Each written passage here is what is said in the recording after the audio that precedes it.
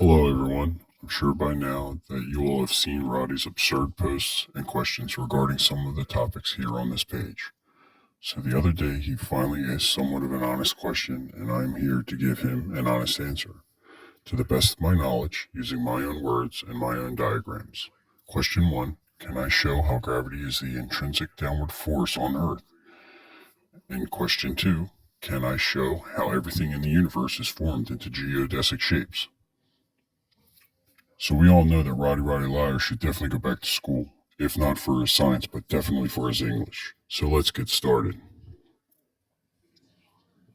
First of all, let's review Newton's law of universal gravitation, which is the force of gravity equals the gravitational acceleration times mass 1 and mass 2 over the distance squared.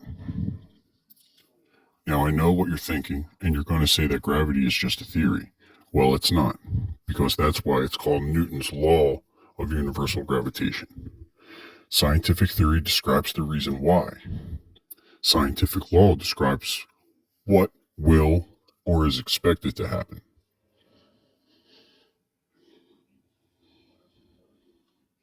Before the planets were formed, there was nothing but gas and dust.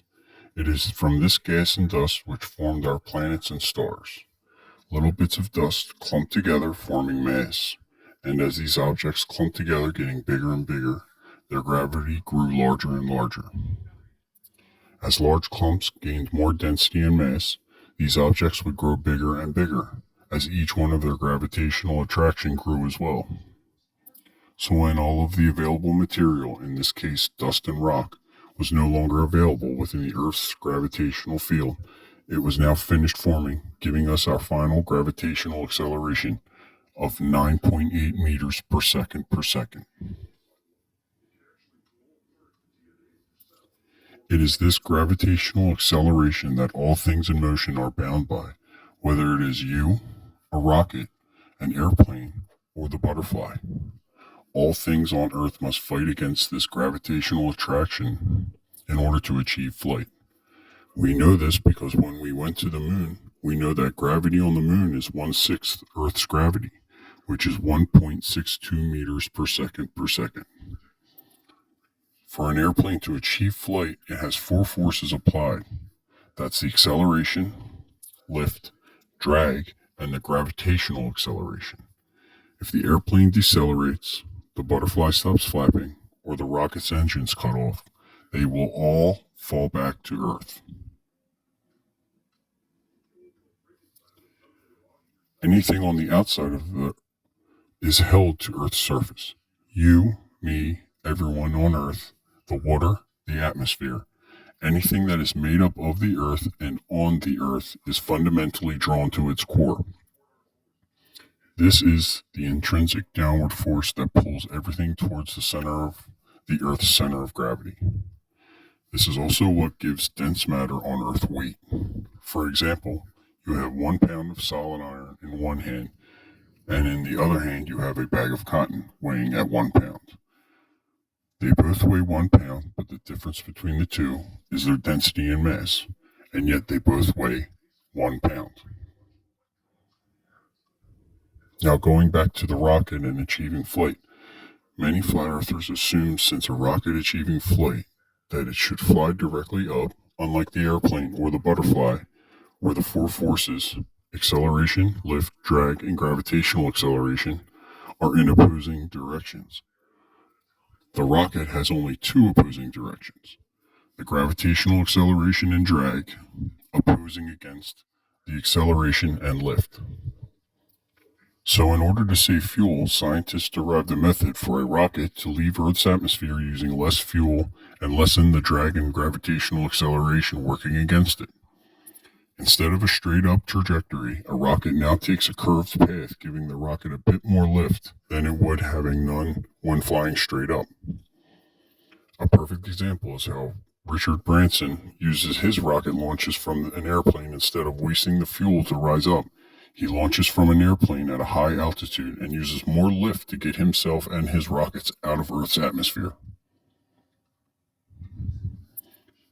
We can all perform an experiment here on Earth that demonstrates Newton's law of universal gravitation. Here, I have 3 examples. A, B, and C. Example A, we throw the ball straight up. The velocity of the ball fights against the gravitational acceleration until it can no longer do so and then falls back down to the same location. Example B, we throw the ball on an angle trajectory. The ball reaches its maximum height and then falls back down following the same path down. Example C is also the same, but on a higher arc. What do these three examples have in common? They are all bound by the gravitational acceleration of 9.8 meters per second per second. Astrophotography, whether amateur or professional, shows us that everything is, has, and will take a geodesic shape. That goes for asteroids, comets, stars, planets, moons, even the supermassive black hole at the center of our galaxy.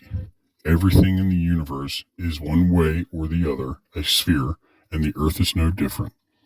No other object in the universe is flat.